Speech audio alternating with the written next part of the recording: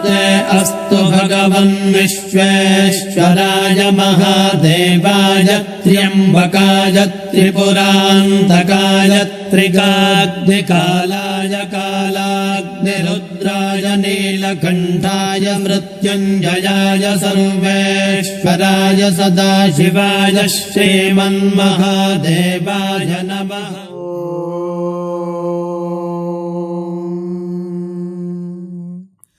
नमस्ते अस्तु भगवन् विश्वेश्वराय महादेवाय त्र्यम्बकाय त्रिपुरान्तकाय त्रिकाग्निकालाय कालाग्निरुद्राय नीलकण्ठाय मृत्युञ्जयाय सर्वेश्वराय सदाशिवाय श्रीमन्महादेवाय नमः। Offering our most prayerful and humble salutations at Bhagawan's lotus feet. Sai Ram to one and all. Sai Ram. Bhargav, it's a great privilege and a blessing for both of us to be talking about the inner significance of Sri Rudram. As the members of the Sri Sathya Sai Global Council are conducting this very sacred Atirudra Mahayajnam, it's indeed an honor and we deem it a great blessing to talk about this aspect of Sri Rudram. Yes. Ganesh, not only a great privilege but a great responsibility also. Yes. Because I think we are trying to do something which is the most difficult task to do. Leave aside the normal meaning, we are talking about the inner meaning of Rudram. So it is only by the grace of Swami and the grace of Lord Shiva that something can be even thought about it. So we just pray to Swami that he speaks through us. So coming into the topic, Ganesh, I think first thing which comes to my mind whenever we talk about Rudram is, that Swami beautifully used to say, Rudramu chepte bhadramuga untaru. Means if you chant Rudram, if you chant Rudram, you will be always good. You will always have auspiciousness in your life. I think with that note, let's begin this discussion on Rudram. Sure. And let's get to the basics of it. Means how Swami has given us the guidelines of chanting first of all.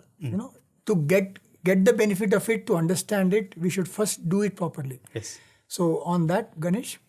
So before even knowing about Rudram, the best thing is to do or is to know is to how to chant the Rudram. Correct. So this is the direct lesson or the direct instruction from Swami. This was during the Atirudra Mahayajnam 2006, which happened in Prashantilalayam. The group of 137 priests who were called into the Bhajan Mandir to see how they were chanting by Swami. These three instructions, not only for them, but for ages to come, whoever is embarking upon chanting of Sri Rudram or any Vedic mantra, is these 3 points. The first thing that Swami had given was, while chanting the Sri Rudra mantra, we need to sit erect. Our spinal cord should be straight. The reason being, it generates a lot of energy. And then if we are sitting in the wrong position, the energies inside the body get mixed up. So in order to maintain the proper flow of energy Upward, you need to keep your spine straight and chant. The second aspect that Swami had instructed upon was, we all know that there is a lot of description, not only in the Sri Rudram, but any Vedic mantra. It describes a particular deity or it explains the beauty of that particular god or goddess. So the explanation is actually superficial when you read the lines. Okay. But this instruction of Swami takes you more deeper. Swami told that your eyes should be seeing outside. The gaze can be outside. Unwavering. Gaze, okay. And then the vision should not be outside, but it should turn inwards. As we all know, whatever we see outside is nothing but the reflection of the inner being. A mini cosmos is there inside us that we have to realize. That is the second aspect. So when we are chanting the Rudra mantra, we need to continuously focus on the inner self. Inner self means, like what I understand from this instruction of Swami is that, we do this one practice called Trataka. Means you concentrate on something outside, but your gaze or your attention your awareness should be inside. So one thing can be you look outside, keep your gaze unwavering and try to visualize Lord Shiva inside, or probably when we chant, try to see the words when you are chanting, or even if one more way is try to observe what is happening in the mind. Is it going like a monkey, or is it trying to be steady, or what is happening? Exactly. So this is something which Swami, I think only Swami can tell this. The third one also is very, very important, especially when we chant in groups, is that you should always chant in Oka Kanthamlo Cheppali. Eka Kantham. So you should all chant as one. There should be a sync in whatever we chant. So when there is a community chanting, when all of us chant together, the energy gets magnified many times. So these are the 3 instructions of Swami. Exactly. So the Shruti, when we are chanting, it should not be Om Namo Bhagavate Rudraya, Om Namo Bhagavate Rudraya, Om Namo Bhagavate Rudraya. It should all be the same Shruti, the same intonation and the same vibration. Correct. So this is one thing. One more thing which, I think, just again a very thrilling experience, I think Ganesh, you have to share that, is that once what Swami had interacted with some priests and he told about actually what is Rudrabhishekam. What are you doing when you're chanting Rudram? Yes. This happened the same year, 2006. Swami had called Mr. Vinay Kumar, who was the organizer of that event. Along with him, Swami had taken inside a senior priest to tell them how exactly the Rudram should be chanted, not the physical aspect. Now, these 3 points which we had covered till now is the rules of the chanting. Now, when you go inward, the bhavam, which is very, very important and which is the actual thing that Swami focuses on, that Swami was talking about. Then he was asking the priest, how do you chant? And then as the priest was chanting, Swami asked, this is not the right way of chanting. Shall I chant? And then Swami went on to chant the Rudram first Anuvaka. So beautiful, yes.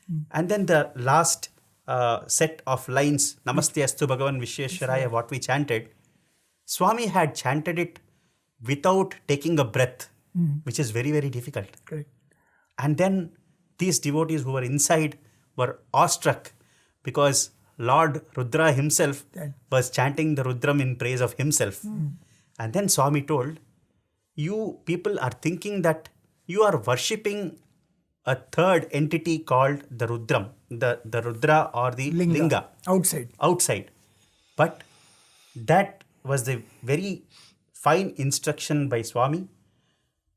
When you become the Rudra, Rudra becomes you. And then you stop chanting and he starts chanting. Oh my God. So there is no other entity called Rudra or Linga. It is there in you. You yourself are the Rudra. And there Swami tells us to identify ourselves with that ultimate reality. So means when we chant Rudram, when we actually embark on this chanting or worship or Abhishekam or anything, consider that we ourselves are, the indweller is within us, and then we chant. That is the bhavam. Exactly. So, this probably links, Ganesh to the first Anuvaka. Because in first Anuvaka, if you actually notice, there are few words, few sentences. I always used to wonder, O Rudra, O Shiva, please keep your bow down. O Rudra, let your quiver be empty and don't tie the bowstring to your bow. my pranams to your shoulders, they should be auspicious towards me. It's always used to be a puzzle to know why this is happening. Ubhabhyam utate namo bahubhyam tava dhanvane. And then one more stanza comes where it says Namaste astu dhanvane bahubhyam bahubhyam utate utate namaha. namaha. So like if you actually link that to this, when we are chanting and we are thinking that we are only chanting for ourselves, means the one who is within us, then it takes a totally different meaning. Because the quiver, those arrows, which is Sharavya, the arrows are nothing but, whenever we, from our mind, we always keep shooting our thoughts incessantly, fickleness of our mind. So all these things, if we pray that let that quiver be empty, let those arrows don't send forth outside, they will go out? With the help of the bow. So the bow is the action, and the bowstring which ties it makes the action happen. So we pray that let those actions which come out of our fickleness don't fructify at all. Exactly. That's one thing. And this is take us to the ultimate realization. And to reach that, Swami says all of us have prarabdha. We have our own karmas which make us come. So that is one more thing, is that we have these karmas, but one more thing is when Shiva comes and uses his Pinaka bow and actually shoots the arrows, means he is giving us the results of our past actions. Don't do that also. So means we are asking him everything. Don't give us whatever we have experienced and make us worthy so that we don't do anything more. Exactly. So we be totally free. So that bhavam that I am only Shiva comes perfectly reflected in these first Anuvaka, in this experience of yours. And then coming back to what is Rudra itself, then I think that is going to be very interesting. Yes, there are umpteen number of meanings for the word Rudram. Itself, yes. Yes.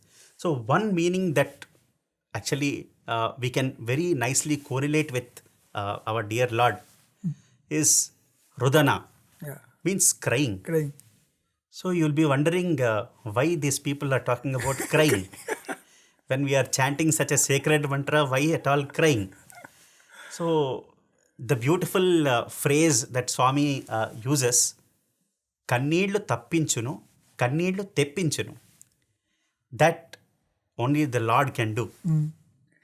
Of Kannillu tappinchunu is he'll wipe out the tears. And then Kannillu teppinchunu, he himself will bring tears to our eyes. So what does this contrasting thing mean? Yeah. And then Swami beautifully tells that I wipe out the tears that you cry out and pour out for the world. And then I make those tears come, the tears of joy, the Ananda Bashpam, Correct. which come because of pining for the Lord. So means he wipes out the tear of anguish, sorrow, difficulties and other things and gives you the tears of bhakti. Exactly. So any experience on this, Ganesh? Bhargav, before we go into the experience also, when you chant Rudram itself, when you start visualizing Swami in front of you, that itself will give you such a wonderful and uplifting experience. Correct. Means the entire creation is encapsulated in this one mantra called Sri Rudram. Yes, correct. So now when we come to this Kannillu Teppinchunu, we have heard a beautiful experience of Brother Sai Shravanam, his grandfather. He had this habit of crying incessantly whenever he used to see a Swami's picture. And then all the family members were worried. More importantly, brother's grandmother. Why is it that he is crying so profusely whenever he sees Swami? And then it so happened that one day Swami had come to their home. And then as Swami was walking into their prayer hall, altar, his grandmother, they were about to give Harati.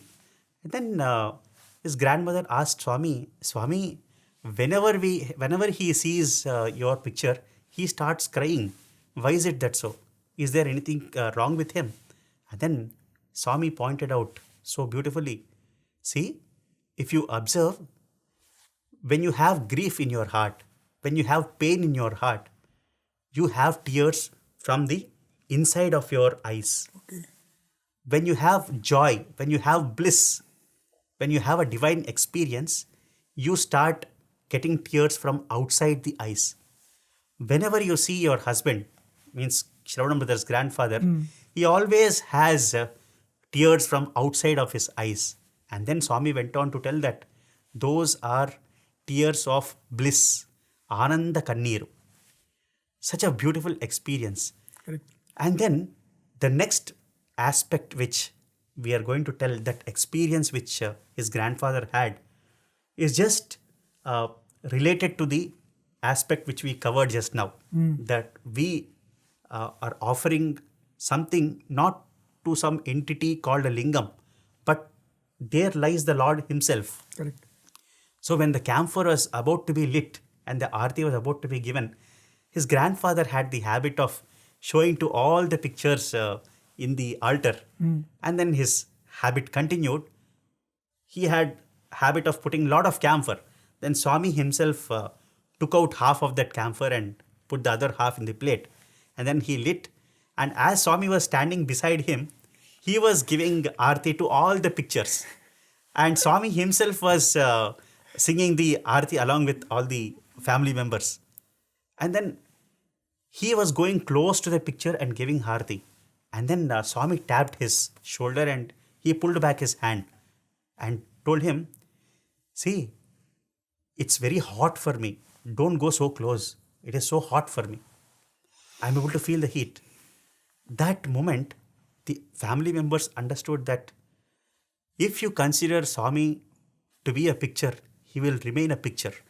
But if you consider a picture of Swami to be Swami himself, he himself will respond through that picture. Means the way his grandfather was giving aarti to every body part as if Swami is standing there. Exactly. Even forgetting the physical Swami was next Swami. to him. So Swami responded and said, yes, I accept the devotion of yours. Yes. So moving ahead, Ganesh, we can't do justice to all the 11 Anvakas of Rudram. So whatever we can, we'll try to do. So because this thing is coming up, something like Atrudra Mahayagyam. So as you had mentioned about Atrudra Mahayagyam, what Swami has spoken to the priests, one more very, very, very interesting, this is sometimes Swami gives glimpses. So this is one of those, we should capture them. So in the same 2007, which happened in Chennai, Atrudra Mahayagyam, one of our brothers in our university, he had gone there. He got the good fortune of doing service there. He was in charge of the mandapam there, getting the flowers, putting them together, helping out in the decoration of the mandapam for every day Rudram, whenever the yagyam is happening. So he finished those 11 days of seva and then was coming back from Chennai to Puttaparthi. On the way, he got an opportunity to, stop at Kanchi.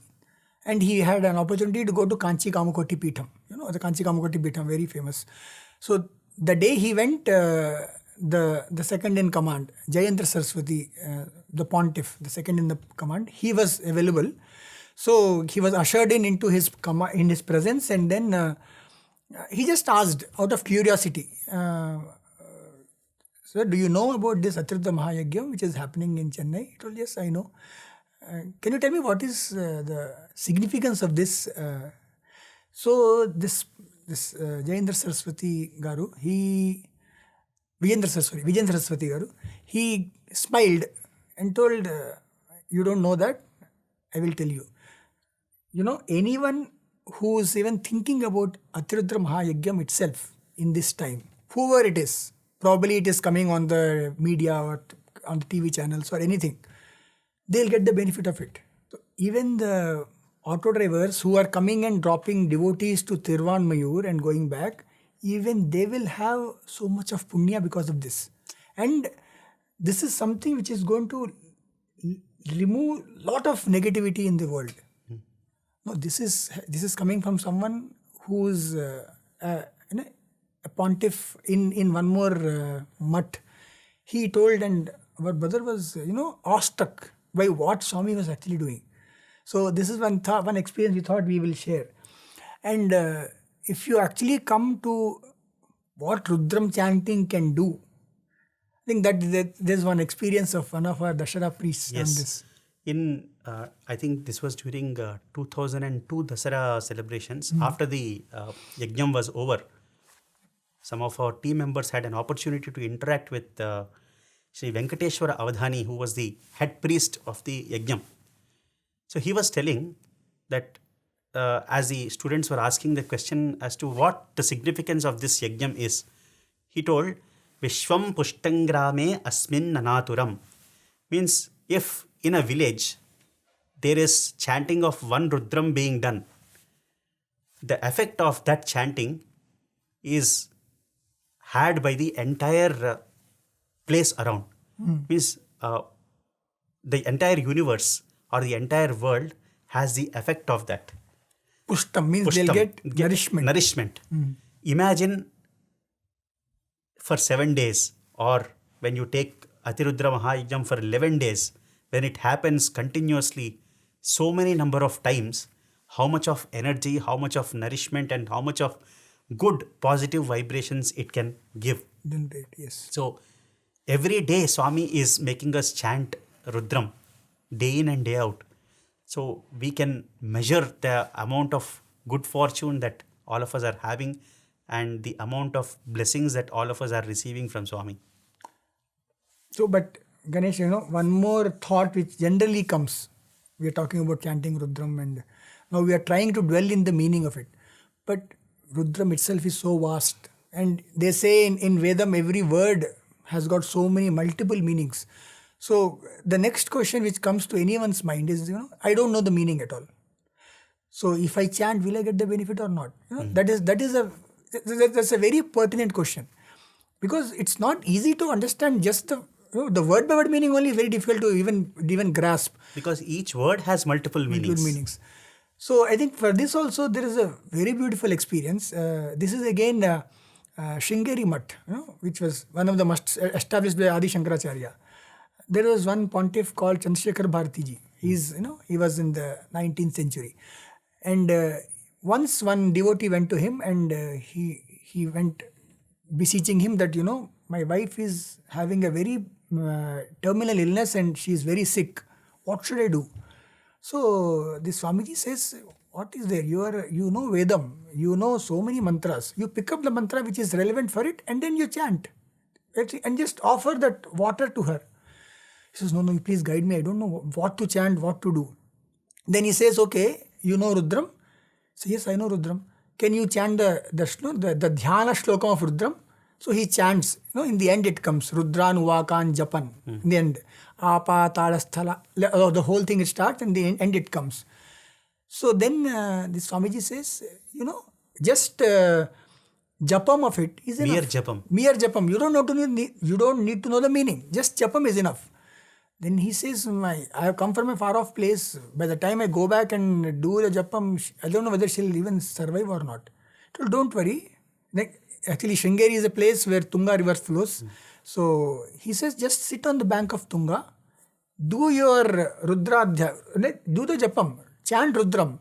And after every Rudram when you chant, imagine that you are taking that Abhishekam, you are doing Abhishekam to Linga, take the water, imagine that you are offering it to your wife who's somewhere else and just do it. Then he does it for a few days and then he gets the news that she's perfectly fine. And then he says that the best panacea for any ills, this worldly ills or ignorance or anything, Agyanam, is Rudram. If you just chant Rudram, even without meaning, yes, you get the benefit of it. Just the mere chanting of Rudram is enough. So wonderful. When we talk of this, we have this stanza, Namas Somaya cha Rudraya cha. The first word itself, Soma, Sa Uma, one who is always with his consort Uma. There is one more meaning. Soma is nothing but the juice which gives you immortality. That is there with the Lord Shiva, correct, Lord Rudra. So in order to get that immortality, we need to worship him. So Swami himself, we have known so many times Swami doing Lingodbhavam and telling that once you see this act of sacrifice of God, taking out the linga, you yourself will get immortality. That is the grace of the Lord. I think there is a wonderful story behind this Soma. Soma, yeah. If you can share that story, Bhargav, it would be very nice. Yeah. Soma, they say it's a Soma creeper. And when you have to get Soma juice, you have to squeeze the Soma creeper. Immediately we can relate it to bend the body, mend the senses, and end the mind. Swami is always so beautifully, he tells. Essence of it. Soma creeper is probably in this aspect, Soma creeper is the body. Put it for sadhana and then get the result out of it. So there's a very interesting story in this, that once Indra, we'll try to dwell in the inner meaning, but let's see the story first. Every story of everything which is there in our Vedas or Shastras or any of these Upanishads always has an inner meaning. Exactly. It should be, by his grace, we should be able to pick up the inner meaning. So Indra once feels too much of thirst. He's not able to bear it. So he prays to Mother Gayatri, please do something for me. So Mother Gayatri says, no problem, I will go and get the Soma juice. And she takes the form of an eagle, goes to the Mujavan mountain. It's a mountain where the Soma creeper is there. So he goes to the mountain and then goes in the form of an eagle. And then there will be these sentries, these security guards. They'll be deployed by the moon. She dodges those sentries, picks up the Soma creeper and comes back. And then gives it to Indra. When Indra drinks it, he gets satiated. His thirst is quenched. This is a nice story. But when we just try to dwell little also deep into it, the sentries are sentries of the mind. And Indra is someone who's in the Vedic age, he's supposed to be the master of senses. And who's someone who can control the mind and the senses fully. That was the power of Indra. So though the mind is feeling thirsty, for knowledge, for something which is lacking, don't know what it is. Then the mind takes up the Gayatri sadhana. Do Gayatri. Swami says, the easiest way in Kali Yuga is Gayatri. Take Gayatri sadhana. Take up Gayatri sadhana. Incessantly the mind does Gayatri sadhana. So what happens? Gayatri will go, and dodge the fickleness of the mind, the sentries of the mind, and get you the juice of immortality and give it to you. So means the whole essence of this thing is do Gayatri Japam. If you do Gayatri Japam, Swami will take care of everything. Exactly. And then the most interesting part of the Rudram, Prathamo Daivyo Bhishak. Before that, Ganesh, I think what we are trying to do is, picking up some very interesting points from every Anuvaka and trying to dwell on the inner meaning of it. Like we just picked up the first Anuvaka. Then now we have picked up from the 10th Anuvaka we spoke about Vishwam Pushtam Grame Asminnanaturam. Then now we went to the 8th Anuvaka where we spoke about Namas Somaya Rudraya. And now I think you are going into the 10th Anuvaka again. Here one more important thing to be noted is these words which we have been referring to are repeated so many times during the course of the mantra. It's a small experience that we want to share, that when we were discussing the meaning of Narayana Upanishad, there were some terms, some words which were repeating again and again. And we were wondering, why is it that the same thing is repeated again, the same thing being told again? But when we dwell deeper into that aspect and try to ponder over that, we had a different understanding altogether. Let's tell. One was Narayanat Brahma Jayate, Narayanat Rudro Jayate, Narayanat Indro Jayate. Means from Narayana Brahma has come, from Narayana Rudra has come, from Narayana Indra has come. This comes in the beginning of it. Then next, after some time it comes Brahma Narayanaha, Shivascha Narayanaha, Shakrascha Narayanaha. Just now we told that from Narayana only all these have come. Why should we tell it again? Yeah. So that was the question we had. I think whoever is viewing or listening to this can ponder upon that point. This is a food for thought. So now coming back to this aspect of Rudram, Prathamo Daivyo Bhishak. He is the ultimate healer or the first and foremost healer, the divine doctor. Bhishak, he is a doctor who can cure you of all illnesses, be it physical, mental or spiritual. So whichever type of illness you have, Swami is ready to cure all of us. Here I want to share a wonderful experience that happened in Trai Vrindavan. This was shared by one of our senior brothers. It so happened that during the Trai session, one elderly person had come to Swami praying for a cure for his daughter's mental illness. And then Swami was not concentrating on him, or he was not giving much of attention to that person. And then the man left. The next day, when all the students were present at Swami's feet, Swami was telling out whatever is there in the minds of the boys. I know, boys, what you all are thinking, that yesterday when that person came asking or praying to Swami to cure his daughter of that illness, why is it that not Swami is not blessing him? See, I shall tell this in Telugu because the words that Swami uses has a force. Has a force. Swami told, తల మీద నెత్తి మీద కొండంత పాపాలు పెట్టుకొని వస్తారు. Means they come to Swami with heaps, mountains of loads of karma or sins. And then స్వామి ఒక్కసారి ఇలా చేయి పెడితే పాపాలన్నీ పటాపంచలు అయిపోవాలి అంటారు. Means just with the mere touch of Swami's hand entire sin should go. That is the intention of each and every devotee. Yes. And then Swami paused for a while and tell, I know what you all are thinking, but Swami will not leave them like that. And then Swami tells, I will bless them. And the next day when that person comes, Swami calls him and creates a bottle of 100 pills for that for his daughter, and tells him, tell your daughter to take this, each one pill a day, and then her mental illness will be cured. And as Swami said, after 100 days, the girl is normal. So when Swami himself tells, who sees our past, present and future, he himself is telling that the only panacea is to hold on to Swami's feet. He only can cure you of all your illnesses. That we should do that wholeheartedly. Correct.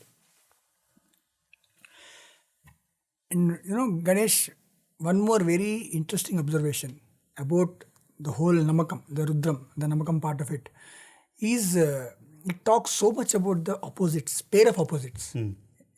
Namo Bhavaya cha Rudraya cha, the one who creates, one who destroys. Neela Grivaya cha Shidikantaya cha, one who has blue-throated one, white-throated one. Then Kapardinaya cha Vyukta Keshaya cha, who has got matted locks, who has a tonsured head. Tonsured hair.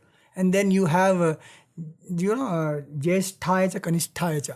Then you have Vamanaya cha Rasvaya cha Vamanaya cha Vamanaya cha Bruhate cha. Means he is the one who's the shortest dwarf, and who's the one who's a massive.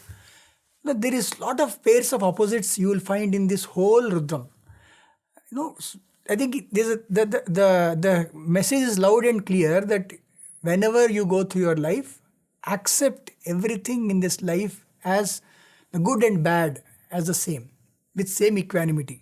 Then only we can go beyond it. Otherwise we cannot. So every day we experience this, Bhargav. Whenever you tender change to someone, a coin, if you take, for example, it has two sides. It has a head and a tail. So even that, if you compare that with your life, good and bad, so sorrow and happiness all come together. Correct. So Swami tells a pleasure is an interval between two pains. So this Anuvaka of Rudram, which shows or depicts the pair of opposites, will instill confidence in you, or it will give you a message that you have to take duality of life in a positive sense. So that gives us acceptance. So when something good happens, you should not get elated. And when something bad happens, you should not be crestfallen. That balance of mind, Swami tells equanimity or samadrishti, samatvam, that should be the goal of each and every individual. When Swami had written a letter to his brother, Akhila Manavalaku Ananda Managurchi Rakshinchuchundrute Dikshanaku. In that, the most important line, Manchi Cheddalu Kuda Manasulo Samamuga Bhavinchuchundute Bhakti Naku. A true devotee is one, or true devotion is such that you accept good and bad in the same proportion or same way. Yes. So here I would like to quote one very beautiful example of Professor N. Kasturi Garu. When his son had passed away, everybody was, we all know that Putra Shokam is the highest form of pain or suffering that a person can undergo. And then all around Shri Kasturi Garu, they were asking him, he was not at all feeling bad. He was in a state of bliss. And then they went and asked him, why is it that you are not feeling bad? Then he tells the truth of life. See, all of us are co-passengers in this journey of life. Mm-hmm. Each one has to get down at one station or the other. My son's station has come. He has got down. When my station comes, I will get down. And the most beautiful thing is, so when his son's body is placed on the pyre, he chants, Asatoma Satgamaya, Tamasoma Jyotirgamaya, Mrityorma Amritangamaya. Such a blessed and realized soul is Shri Kasturi Garu. When you talked about death, one thing which we cannot miss in Rudram is the Mahamrutyunjay Mantram. I think we need to dwell on that a little bit. It talks about Triambakam Yajamahe Sugandhim Pushti Vardhanam Urvarukamiva Bandhanan Mrityor Mukshi Yamamritaat. So let me not have untimely death. Let me not have a sudden death which will just snatch away my life from me. And the most interesting thing, Ganesh, is it is the simile, the comparison is given with a cucumber. This is Urvaruka, cucumber. Cucumber, where is it related to, Mahamrutyunjay mantra? Very, very interesting fact about it is that, Newton, the apple just suddenly fell down. And whenever we walk, they generally say if you're walking in the coastal areas and you have this coconut trees on you, always be careful. Suddenly one coconut will come and hit on your head. Be very careful. And like any fruit, guava fruit or something, they just suddenly cut and fall down. But cucumber is not like that. Cucumber is a creeper. And what it does is, it just probably, it just goes around any tree, or probably you put a small pole or something, it goes on to that. And once it becomes fully ripe, it doesn't fall down. With the weight of the cucumber, the creeper comes down gradually. Very gradually, the creeper only comes down. So my life should be the way a cucumber falls. Should not be like any other fruit, not like an apple, not like a coconut. So, sometimes people have this akala mrityu, they call it, untimely death. That should not happen. Let me go through the whole life with total fulfillment and finally get your lotus feet, reach your lotus feet. Like how a cucumber gradually falls without falling suddenly. So there should not be akala mrityu.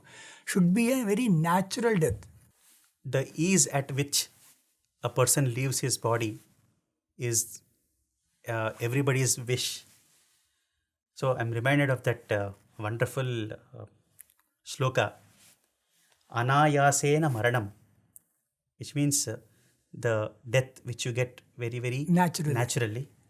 Vina Dainyena Jivanam means without having lot of struggles, hardships in your life. Dehi me kripaya shambho. Oh Lord, please bless me with such blessing. Tvayi bhaktim achanchalam. Means if you give me this bhakti, this devotion which is not wavered by anything, any difficulty. So what we'll get is the the first line. Exactly. You get the life without difficulties and hardships, and you get a very natural and death without much pain. So Mahamrityunjaya Mantram, which we just chanted, it actually summarizes this whole thing in that. Beautifully, actually, this, when you see, the entire essence of Rudram is seen in this, four lines. So beautiful. So now, when we come to we are going on and off the track of the sequence. When you come to the 11th Anuvaka, Drape Andhasaspate Daridraniralohita. So, Drape Andhasaspate Daridram.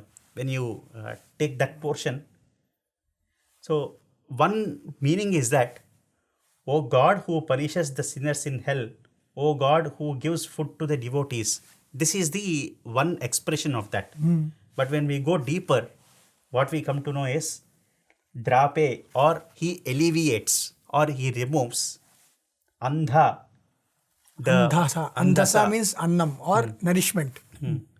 Saspate is one who nourishes, who gives nourishment.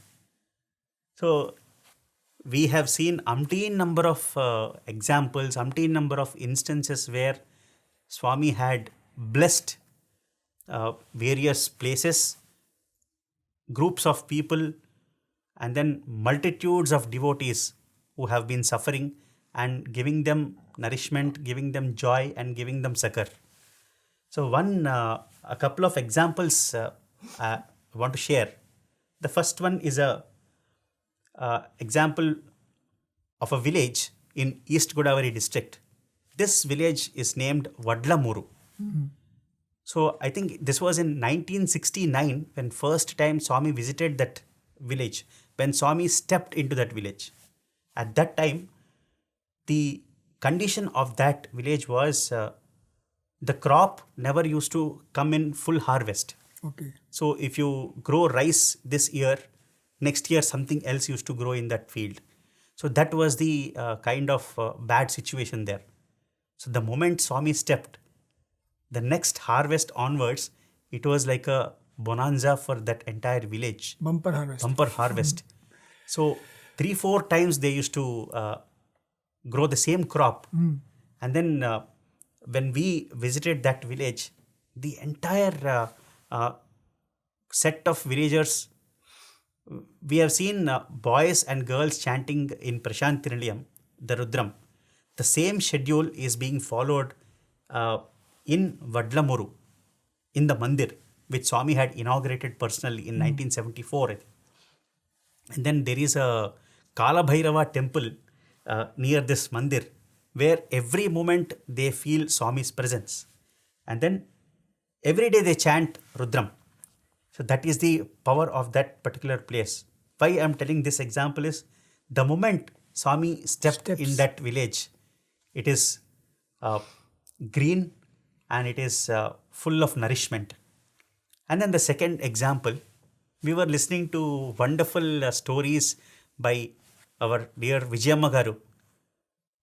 It was on one occasion that Swami took all of them to the Chitravati sands. It was late in the night, around 7:30 in the night. And then all of them went, and they were asking Swami, what should we cook so that we can eat there? Swami told, no, get empty vessels. And then they all took empty vessels along with them. And then Swami started singing bhajans, and Swami started telling so many stories, so many leelas. And then they all felt, Swami, we are now tired. It was late in the night. We are all hungry. Until and unless you create something, we cannot sing further. And then Swami told, okay, fine, but there is nothing to eat. And then Swami tells all of them to keep the vessels in a line and then keep the lids on that. So all the empty vessels were placed in a row, and then the lids were kept as per Swami's instruction. And then Swami went from a tamarind tree, Swami pulled out a small stem, and then he tapped on each of those vessels. To their utter amazement, each vessel started wobbling, because if you see on the stove, when some payasam or milk is kept or sambar is boiling, you feel the vibration. The same way, they could feel the aroma and they could feel all the vessels moving. when Swami asked them to remove the lids, and then they could see the entire set of vessels being filled by different food items. So when the Lord or the goddess Annapurna herself is there with us, what is there to worry about? Correct. And this is the way he gives nourishment. One more meaning, because the disclaimer is how many different types of meanings can be there. We don't know. We are ignorant of that. Whatever we can pick up, we are just trying to do some justice to that. One more is Daridran. One is the one who is in Daridra, Andhasaspate. He gives nourishment and alleviates their suffering. That's one thing. And second one more meaning is Daridra is it's a name of Shiva. Even if he is the Lord, the master of the whole universe, any wealth or anything is at his disposal, but he still stays in a just with bhasma and a small tiger skin, and he stays in a place like a cremation ground. Means very unassuming, simple living, high thinking. I think if you actually see Swami's life also, like our elders used to tell that in the days of yore, when before even the Kulwant Hall came and before the Yajur Mandir came, the Swami's residence was Prashanti Nilayam. And Swami's room in Prashanti Nilayam is towards the west. And you imagine there is no Kulwant Hall, there is no covering on top. So it's on the western side, and you know how Puttaparthi is. It's burning hot always. And it's a very small room. So in that room, on the western side, generally on the western side, you have more heat. And there are no windows which open outside. So he used to stay in that small room for so many years he has stayed. And our seniors and our elders used to joke, two places in Parthi are very hot. One is ad block on top because directly sun comes, and second is Prashanti Nilayam Mandir, Swami's room on the western side. So that is the unassuming nature of Swami. Simple living, I think he personified in every act of his. Exactly. So he's nothing but Shiva in that way. But then now I think we are running short of time. If we are given a chance, we can go on for days, but it's now time for us to almost bring this session to a close. When we chant the last portion of Rudram, Ayam me hasto Bhagavan, Ayam me Bhagavattaraha, Ayam me Vishwabhe Shachojagum Shivabhimarshanaha. So when we talk of that, it's indeed our blessing or the thought that every devotee should inculcate, because each of us in our own capacity worship the Lord. We do puja, we do abhishekam, or we put flowers, or we do service. So because we see God in man. So the hands that serve the people, the hands that serve the Lord, those things are themselves the Lord. We should be ever grateful to these hands that these were able to serve the Lord, and we were able to touch the feet of the Lord. So that is the bhavam which is we should end. That's what you're telling. So this is my hand, my God. This is higher than God to me. This is the medicine for all sickness to me. For this touches Shiva and worships him. Touching means just not physically touching also. If even I imagine that I am able to visualize him and chant, if I'm able to visualize that I'm seeing Swami and I'm praying to him, I'm doing my Rudram and touching his feet, then also in that Manasa Puja also is so much of power that my hands become so sacred. Exactly. When this part of it, this worship which is so powerful when it is mentally done also, not that what we do physically, what the worship which we do, the abhishekam which we do, and any other yagyam or anything we do, and not that they are not special, they are very special, but in the present time when we don't have time, we don't have, all are so busy in our lives. Even that mental worship also is so powerful because it gives you the same result. This is a very interesting story on this, that about one king who was a great devotee of Lord Shiva. he does it, for some years. He plans a grand temple, the grandest temple ever imagined. He imagines the temple, and it's coming to completion. So he's so excited. He prays to Lord Shiva. Shiva, this temple, such a grand temple, which with gold, with so many golden pagodas and so much of space, it's massive temple. Please come for the inauguration of this temple. Shiva smiles and says, no, the day you have appointed as the inauguration of this, I'm busy because I have to go and open a grander temple, so I won't be able to come. This king will be stumped. What is a temple which is more grander than this? Nothing can be grander than this. So he asked Shiva with a lot of humility, please tell me what is the temple, so that I want to have darshan of the temple which is greater than this. Then Shiva says, just outside your city limits, before the forest starts, there is a small hut. You go and ask the person who lives there, he will be able to tell you. He will be even more curious, even more surprised. What is this person? Who is this talking about? But because Shiva is told, he goes. He goes to that hut, goes to that man there and says, where is the temple which you made, which is so grander that, Shiva is going to come to you, not inaugurate my temple. First of all, that person in the hut starts shedding tears of joy. We'll talk about Ananda Bashvas. And then he says that, I've been imagining for so long a temple grander than anything in this whole universe for Shiva. And I've been constructing it in my mind with my worship. And then I thought that, this day will be the inauguration, and I am praying to him with my all heart that please come to inaugurate. And, you have given me the proof that he's going to come. So the point I'm trying to make is, even if we do it with that bhavam in our heart, that whatever I'm doing it for you, for pleasing you, itself will be a greatest service or greatest act of devotion for Swami. Exactly. I think with these few words, we can bring this session to a close, and we offer ourselves humbly to Swami for giving us this opportunity, expressing our gratitude to him and to all the members of the Sri Sat Sai Global Council for giving us this chance to ponder upon and relive some wonderful moments regarding Sri Rudram and its inner significance. Sai Ram. So we shall close with the Kshama Prarthana Mantram. Om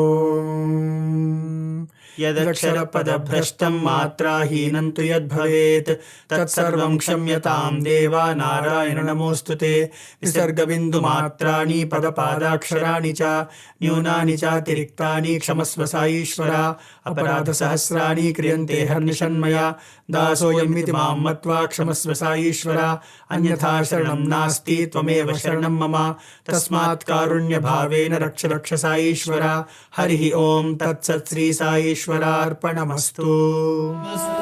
अस्तु भगवन् विश्वेश्वराय महादेवाय त्र्यम्बकाय त्रिपुरान्तकाय त्रिकाग्निकालाय कालाग्निरुद्राय नीलकण्ठाय मृत्युञ्जयाय सर्वेश्वराय सदाशिवाय श्रीमन्महादेवाय नमः.